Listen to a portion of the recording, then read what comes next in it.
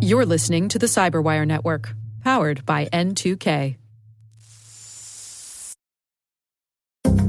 People are unpredictable, they break the rules, they make mistakes, and they're easily hacked. Hello, everyone, and welcome to another episode of the CyberWire's Hacking Humans podcast. You know the show. This is the show where each week we look behind the social engineering scams, phishing schemes, and criminal exploits that are making headlines and taking a heavy toll on organizations around the world. I'm Dave Bittner from the CyberWire, and joining me is Joe Kerrigan from the Johns Hopkins University Information Security Institute. Hello, Joe. Hello, Dave. Got some good stories to share this week. Later in the show, I speak with Tim Sadler. He's from Tessian, and we're going to be talking about the human element of cybersecurity, specifically some phishing schemes. And we are back. Joe, last week, my story was about a strange voicemail that was being sent out. What we figured out was that it was probably from scammers, right, and that the scammers had been scammed. Hacked, Someone had gone in and hacked their outgoing audio file that they were using. Right. Well, we heard from another listener who verified that that was indeed the case. Okay. And in fact, this listener sent us a YouTube video that was made by a gentleman named Jim Browning, and he runs a YouTube channel where he goes behind the scenes and basically scams the scammers or reveals what they're up to. Mm-hmm. And in this YouTube video, he does exactly what we described last week. He replaces the outgoing audio file that the scammers are using. In fact, I pulled a bit of that audio file for us to listen to, so we'll play that right now. This is the file that he replaced their outgoing message with. Excellent. Executive. Thank you. And I decided to replace it with this. Hello. This is an automated message being sent from scammers from India. They were going to try to scam you by claiming that you would get a refund from your computer maintenance company. However, this is just a scam so that they can access your computer and will try to get money from your bank account. If you ever get a message like this, it is always a scam. Please do not mention that I have changed their message, but if you would like to waste their time, you can speak to these scammers by pressing 1 on your telephone keypad. All right, so that's the new outgoing message. And what's especially fun about this video is that the scammers don't realize that their outgoing message has been changed. Right. But they're wondering why no one's calling in anymore. Right, yeah. Why no one's pressing 1? Why their percentages have bottomed out. Right. They're going to catch on eventually, I think. Yeah, and they do, but it takes a while. Good. Yeah. Well, I mean, every one person that gets that message is a person that they don't have the opportunity to scam. And if that sits in there for an hour, think of the number of calls you can make with the auto dialer in an hour. Yeah, well, and this video goes into that. It's really an interesting look inside a scam call center. We'll have a link for the YouTube video in the show notes here. We've reached out to Jim Browning, or hoping to get him on the show to come on and describe the types of things that he's discovered and the things he does to try to thwart these scammers. So interesting video. I highly recommend you check it out for a look behind the scenes on this stuff. And thanks to our listener for sending this to us and verifying our suspicions from last week. Joe, what do you have for us this week? Dave, I have a story from Reddit. This is actually from r/India, which is the self-described, the official subreddit for India. Okay. And this comes from about a year ago, and it is called The Art of Cheating Travelers at Dabas. Now, a dhaba is a roadside restaurant. He's a Reddit user named Deeps Mahesh. That's his username. Okay. I don't know if that's actually his real name, but that's what he's called on Reddit. He was traveling from Hyderabad to Bangalore, which is a north to south trip right in the center of the country, pretty much. And he was doing this on a weekday in a bus, and that's about an 11-hour bus ride from my cursory Google searches. Okay. Right. Around 11 p.m., the bus stops at this roadside restaurant, this dhaba, for dinner. And before deboarding, the driver informs everybody that there's some kind of problem with the bus, and it may take an hour before they resume the journey. So the author of this post says he goes down and he goes and grabs a table at the restaurant, and there are no menu cards anywhere. It's a very informal kind of restaurant. And he begins looking what other people are eating, and then a waiter comes over and says, chapati or rice. Okay. And that's like a bread, chapati. So okay. He looks around and he sees somebody else is eating chapati and egg curry. And he says, that looks good. I'll have that. So he ordered it. His food comes very quickly in about 2 minutes. And he's about halfway into his meal, and his table mate, who helped him decide, gets his bill, right? The waiter comes over and gave him a piece of paper, not a proper bill, but says, here's your bill. and he sees him paying 120 rupees for his meal. Okay. After some time, he finishes his meal and he gives the waiter 120 rupees thinking that's what it was. They ordered the same thing. They both had the chapati and the egg curry. And the waiter goes, "Sir, it's 150 rupees," and hands him a piece of paper with 150 rupees written on it. He inquires about the guy. He says, "This guy had the same thing. He paid 120 rupees." And the waiter goes, "No, he paid 150 rupees. You're mistaken." Not wanting to make a scene, he pays the extra 30 rupees. How much money are we're talking about here? For those of us like me who are unfamiliar with rupees, do you have any sense for what the exchange rate is? Is this it's a couple bucks more, or it's 45 cents more? Okay, which means to me that for dinner you're paying like about $2.50. Yeah, and the other guy paid maybe $2. Okay, for dinner. But the economies are very different, right? Sure, it's a completely different situation. Yeah. So he goes over and he grabs a cup of tea from a tea stand, and a few minutes later, his waiter comes out and is smoking a cigarette, and he says to the waiter, "Hey, you want to have some tea with your cigarette?" And the waiter says, "Sure," and they exchanges some brief conversation, and he says, "You know, it was beautiful the way you swindled me out of 30 rupees," and the waiter laughs and goes, "You noticed, right?" So he doesn't even try to hide it. The author says, "Won't the owner be angry if he finds you're overcharging the customer?" Because the owner sits at the counter of the dhaba. And the waiter laughs. He says, "No, everyone in the staff is in on it. It's part of the skim money actually goes to the owner." He says, "Aren't you afraid the customers will create a scene?" And he goes, "Well, let me tell you something. Travelers are the easiest people to cheat. They're always in a hurry. They are anxious because they're in a new environment, and they won't create a scene. The best part is you won't ever see them again if they do cause a ruckus." Right? The guy says, "Well, that makes sense." He says, "But how do you stop yourself from getting too greedy?" Right? I mean, you could have charged me 200 rupees instead of just 150 rupees. He says, "There's a manager for every 4 waiters. He oversees their activities, and action is taken if some mischievous activities are undertaken by the waiters. And it has led to termination. So if waiters overcharge too much, they'll get fired. But if they overcharge just a little bit, it's fine. It's almost accepted." The author says, "What are the factors you look for when you're going to overcharge a customer?" And he says, "Before we get into that, can you buy me some cigarettes and another cup of tea?" And the author goes, "Sure." He says, I'm getting good information." He says, "The first thing we always look for is we always look for anyone wearing fancy clothes. That's a high value customer." And he points to the author. He says, "Look at yourself. You're wearing shorts and fancy slippers, right?" And the guy's wearing Crocs. "Sometimes us waiters fight to serve a guy like you," he says. "The second thing we look for is a number of people traveling together. Ideally, if someone is alone or traveling in a group of more than 4 people, these guys have the least likelihood of arguing," right? Just think about that. If you're alone, you're by yourself, you got nobody to back you up when you start a ruckus. From a social aspect, you're just by yourself and you're going to start arguing with a waiter. You're going to envision like 2 of his buddies coming over going, no, this is how it is. And then you're going to look like you're wrong. You're the stranger there too. So, exactly. You're the stranger. But in groups of 4 people or more, that's when you start looking like a jerk to your peers. So you won't do it. But generally, if there's 2 or 3 of you, they're less likely to do it. I find that very interesting. And the waiter says, "These are not hard and fast rules. You just have to get a feel for it, right? And you adapt to the conditions." He says there was one customer who was well-dressed, but he was very cautious. He carried his laptop bag with him, and he went into the hotel, and he was asking for the price before he ordered. He says, "You never scam a customer like that." Right? That guy established the price first, and that was it. So now the bus is getting ready to board, and before everything is over, the guy asks one more question. He says, "Aren't you afraid that I might complain?" He says, "This is a situation wherever you find travelers. It doesn't matter if it's a bus, a railway station. We are not the only ones scamming the customers. Don't blame the tiger because the deer are weak," is what he says. Oh, that's interesting. Right? Yeah. And then the author gets on the bus and he continues his trip.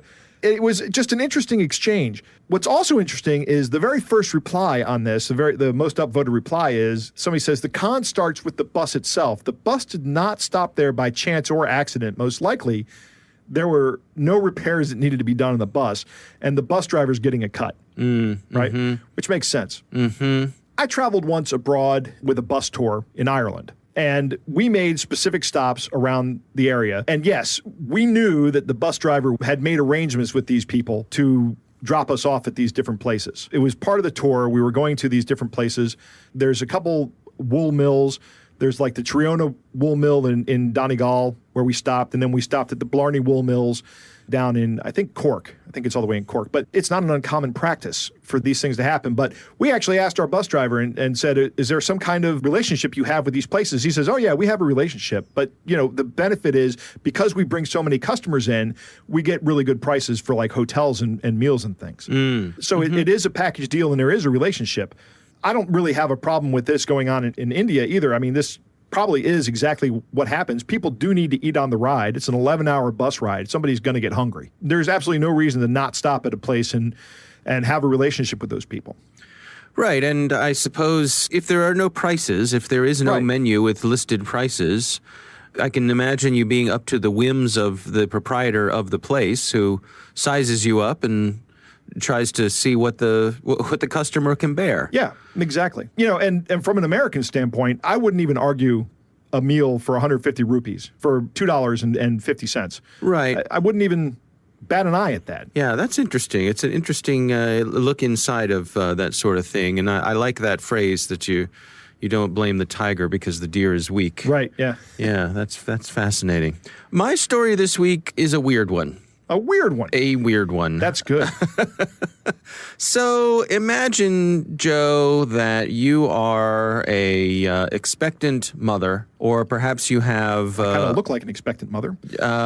Well, and suppose you're a newborn... Joe, we could all afford to lose a few pounds. Yes. Right? So suppose you've got a newborn at home, or you're very close to giving birth. And you're poking around on Facebook, and somebody pops up and they say, hey, I live near you, and I'm a professional photographer, and I'm trying to build out my portfolio, trying to move into this area of taking photos of newborns and babies and expectant mothers and that sort of thing. I would love to take some photos of you. I will do it for free in exchange for building up my portfolio. Okay. And you say to yourself, well, that sounds reasonable. Yep. Sure, come on over and let's get some pictures taken of the new bundle of joy. Well, that is what happened, but it took a turn for the weird. Okay. There's a woman named Juliet Parker. This is in Washington State, and she has been charged with second-degree assault and attempted kidnapping charges. Prosecutors say she was only posing as a photographer, and then she drugged a mother in order to try to steal her baby. So she came to the house several times, did some photo sessions, but there were some odd things that were happening when she came over. She seemed to avoid touching anything, and if she did touch things, she would wipe them down, trying to get rid of her fingerprints. Really? Mm-hmm. Huh. She would only sit on the floor. She wouldn't sit on furniture. For fear of leaving a hair follicle there. Could be. Also, when she was taking pictures of the baby, she would take photos, but then she would also take a bunch of selfies with the baby. That's kind of weird. It is very weird, right? And the police speculate that maybe she was trying to set up a time-stamped trail of photos of herself with the baby. So, in other words, she's found later on with this baby, and she'd be able to say, "I've been with I've been with this baby for weeks." Yeah, this is my baby. Right. Exactly. Here's some pictures I've took of me and him last month. Yeah. So evidently she did this with a bunch of different people, but there was one woman that she seems to have focused on. It was a woman named Alicia Miller. Had her over several times to take pictures, and the last time that she came over, she brought her teenage daughter with her, which is interesting in that she already has a child. Right. But also brought over 3 different types of cupcakes, 3 different varieties of cupcakes. And evidently or allegedly, I suppose, is the correct way to say it, this woman pressured the woman who had the newborn to eat one of these specific batches of cupcakes. And she did, and started feeling sick. Really? Started feeling woozy, threw up a bunch of times. Huh. At this point, the photographer woman left, and later on, the woman who had the baby noticed that her keys were missing to the house. Really? Called the photographer, said, my keys are missing. The photographer said, I found the keys out on the lawn of my house, and sent the keys back over with a friend, an unknown man. So this woman who was not feeling well, the victim in all of this, who had the baby, she called 911, went to the hospital, spoke to the sheriffs. Her symptoms align with the date rape drugs. I don't know the technical names. The roofies, yeah, the kinds of things that try to make you woozy and so forth. And the police are making the case. They're alleging that this photographer was out there basically shopping around to try to kidnap a baby. And evidently, they've interviewed an ex-boyfriend who said that this was something that she talked about, that kidnapping a baby was something she was willing to do as a last resort. Huh. Now, why didn't that boyfriend raise a red flag at that point in time? I don't think the relationship lasted very long after that. My sense is that, I believe he's described as an ex-boyfriend. Right. So I don't believe the relationship lasted very long after that. You know what we should do? We should kidnap a baby. Yeah, I think we should see other people. Right, exactly. Right. You know, it would be fun to do. I don't really have any plans this weekend. Let's go kidnap someone else's baby. Right. Oh, look at the time. Right. Obviously, this is disturbing and horrible. Yeah, absolutely. I'm just thinking about that vulnerability because many people fell for this. This woman went to many people's homes, right, and actually took photos, gave them the photos. I think in terms of trying to screen for this thing, in retrospect, it's easy to say, oh, there were a lot of red flags. The way that she acted when she came to someone's house. Yeah, there are a lot of red flags in that term, but I might be willing to chalk those up to someone just being OCD. Yeah, or just a little peculiar. Yeah, just being a little peculiar. Yeah. I don't know that would set me off. Right. And you and I have talked about, I choose to think the best of people, so I don't think I would automatically, if someone was reaching out or offering up on Facebook and said they are looking to build their portfolio, well, that sounds reasonable to me. The one thing that would be a red flag for me is she was taking selfies with the baby. Yeah. That's unusual. There's no reason for a photographer to do that, I don't think. I also wonder, would you be better off meeting at a neutral location rather than inviting this person to your home? I don't know. This situation where she tried to steal the keys, allegedly? Yeah, I don't know. Because if you go to a neutral location, how does that affect the idea of taking a picture of the kid? I mean, the kid needs to be comfortable. Right. The baby needs to be comfortable. And that's true. The best place to do that is at home. Yeah. Yeah, I don't know. That's not really something I would look at as a fear for this. Mm-hmm. That wouldn't have set off a red flag. Yeah. Tell the photographer that you want to meet at the local police station. Right. Yeah. I don't know how you protect yourself against this other than when somebody comes over and says, you really got to try these cupcakes. I'd be like, no.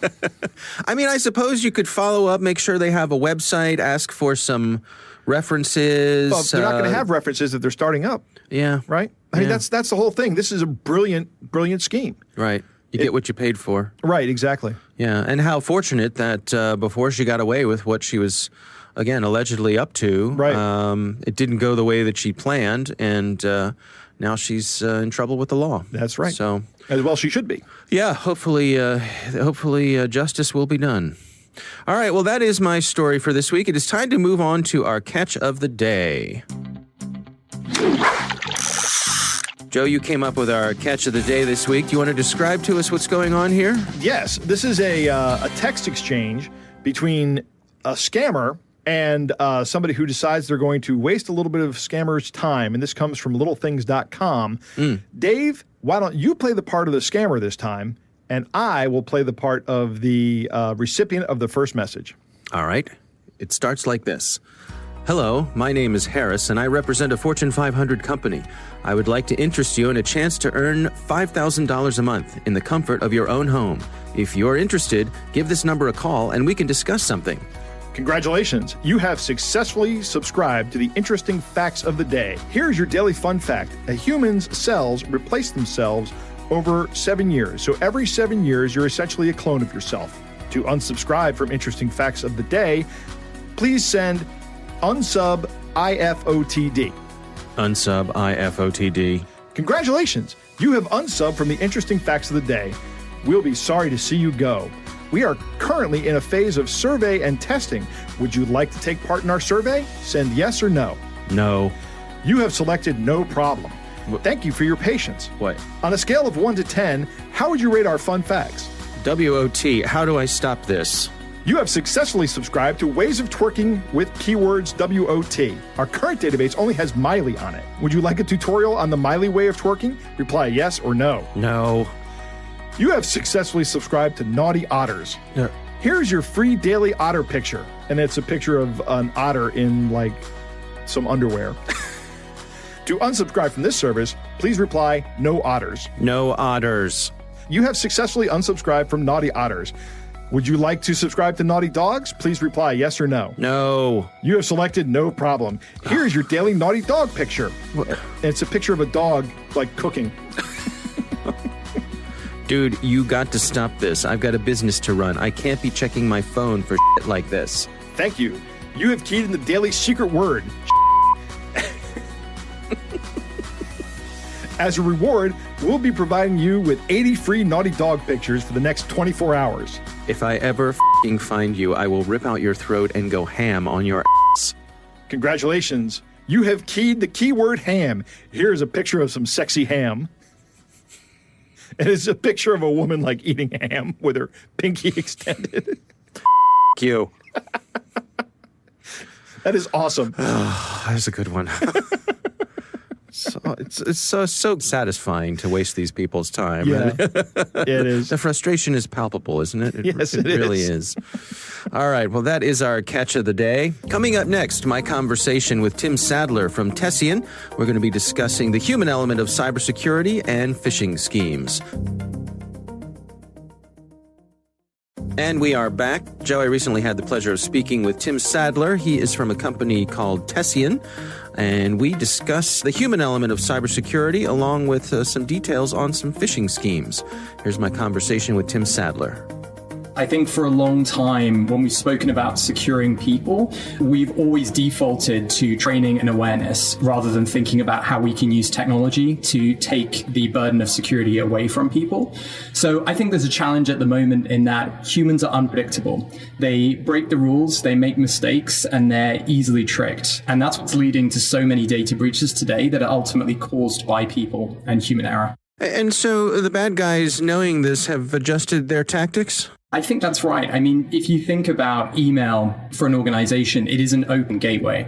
So it is one of the only pieces of infrastructure an organization has where anybody can send anything into an organization without pre-approval. And I think that's one of the reasons why we're seeing such a high level of threat around phishing, spear phishing, business email compromise, those kinds of attacks. It is really the entry point for every attacker that wants to get into an organization today. And it's so effortless to execute one of these scams. So what kind of things are you tracking? What are some of the specific campaigns that are popular these days? So I think, we see everything from the well-known trends like the fact that, it's tax season and the W-9 form scams. So attackers putting malicious attachments in emails trying to get people to open them because, it's tax season and that's something that everybody is watching out for.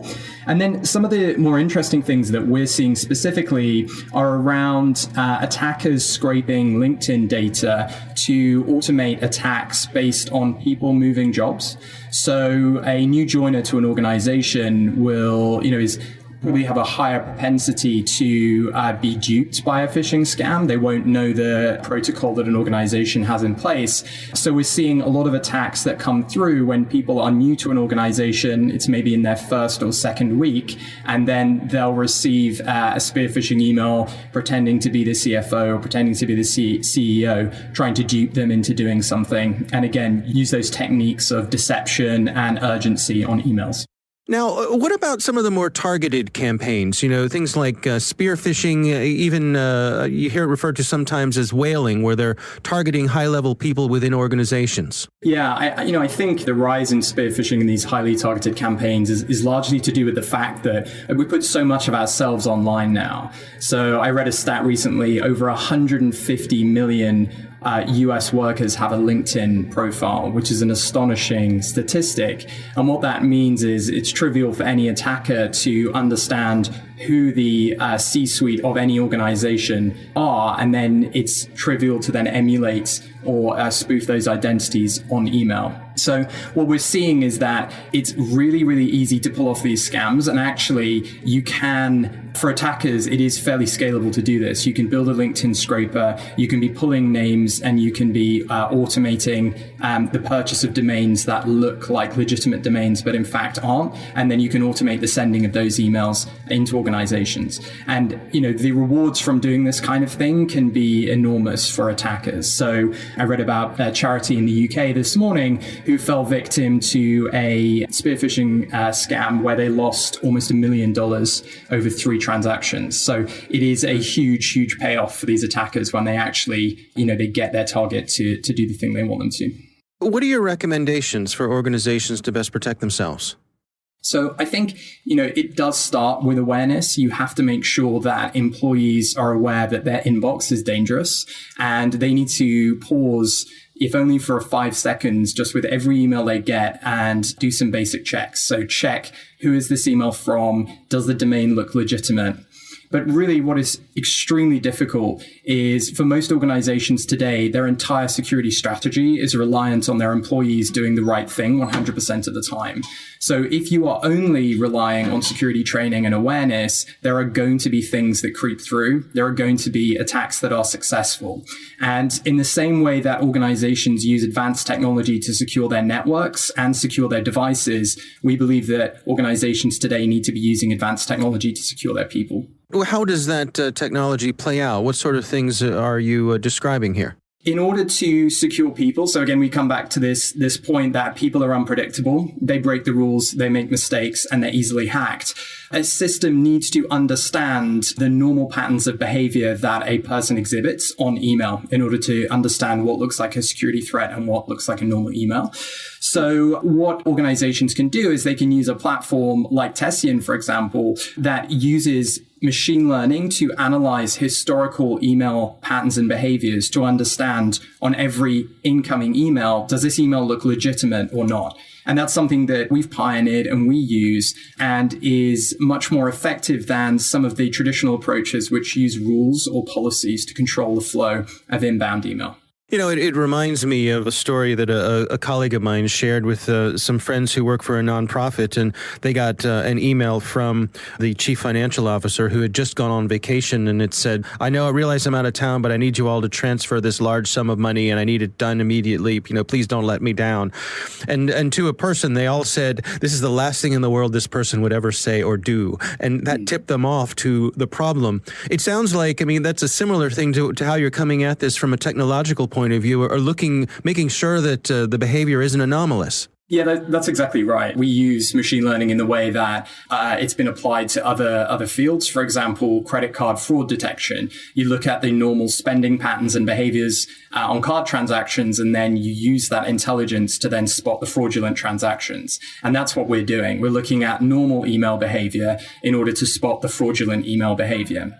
And in the same way that you would try and train a person to look out for the unusual aspects of an email that may give a clue as to whether it's a phishing email or not, you can train a machine learning algorithm to do the same. Now, the difference and the advantage to doing this is that a machine learning algorithm can traverse millions and millions and millions of data points in a split second, whereas a human is only going to have a limited number of data points that they can remember or they can go back to in their mind. Where do you suppose we're headed with this as you look towards the future and this problem with email continues to be an issue? Do you suppose the types of things that you're offering here are going to become just a standard part of doing business? I think it's critical that organizations today realize that their security strategy cannot be reliant on training people to do the right thing 100% of the time. And again, it comes back to the beginning of my career. I was working for one of the world's largest banks and saw a massive problem. And that is that banks spend millions of dollars on securing their networks and devices using advanced technology, but they completely neglect the security of their people. So instead, they're relying on training them to do the right thing 100% of the time. And that obviously doesn't work. I saw people who would send highly sensitive information to completely the wrong person. They would email documents to their personal email account, or they would fall for phishing scams. So we thought this was a huge problem that needed solving, and that's why we built the product that we're building today, because we believe that in the same way you have a firewall for your network and you have an EDR platform for your devices, we believe you need a human layer security platform to protect your people. All right, interesting stuff, huh, Joe? Yeah, a couple things stick out to me. One, your inbox is dangerous, and Tim does a really good job of describing why that is. He calls it an open gateway because anyone, literally anyone, can use your inbox. Yeah. And he's right. There's nothing else. That's crazy. Yeah. When you think about it that way, it doesn't make sense. That shouldn't be the case. I was thinking about this because I recently, you get private messages on Twitter. Right. And I have my Twitter configured so that if you're not someone who I also follow, right, they get filtered and they don't automatically come through. I have to approve them. Yeah, I think that's the way it is. The only thing you can say is, I don't want anything from anybody I don't follow, or go ahead and allow it, but then they have a request. Right. It seems like that would be a reasonable thing over in the email world. But yeah, as we know, email is ancient. It is. It's a very old and terrible system that we're stuck with. For some reason, and we can't. There's got to be a new way to do this. Somebody out there listening. Maybe the next generation will just not stop using it, and that'll be that. It's a new $1 million idea. Right. If you are relying on security training alone, Tim makes this point that you're going to get compromised. And that is 100% true. You need a holistic security plan or solution that at least includes technology, policy, and user training. Your users have to be trained on both the technology and the policy. These email business compromises, a lot of them can be stopped by good policy. Like when the CFO says, I need you to transfer this money now, if your corporate policy is to place a phone call back to the CFO, then that will stop a lot of these. Get multiple people to sign off on things. Multiple people sign off on things, yeah, exactly. Yeah. Those kind of things can go a long way towards stopping these kind of compromises. Right. I also found it interesting that he's saying attackers are targeting people who are new to an organization on LinkedIn. I don't want to sound like I'm praising the attackers, but that's actually pretty smart. You go into a new organization, you're really not familiar with things. If you have a lot of responsibility there, then they give you the keys to the kingdom right away, then you are a very vulnerable target.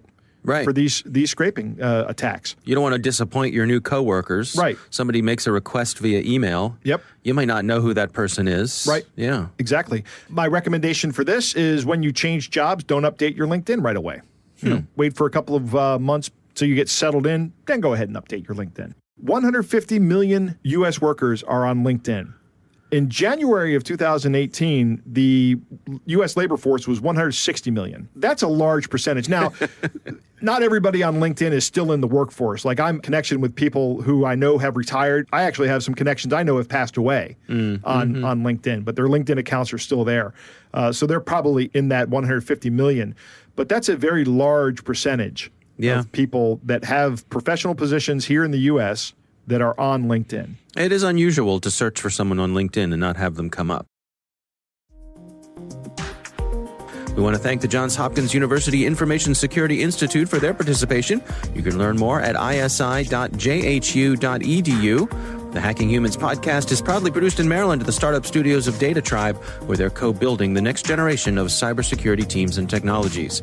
Our coordinating producer is Jennifer Iben. Our executive editor is Peter Kilpie. I'm Dave Bittner. And I'm Joe Kerrigan. Thanks for listening.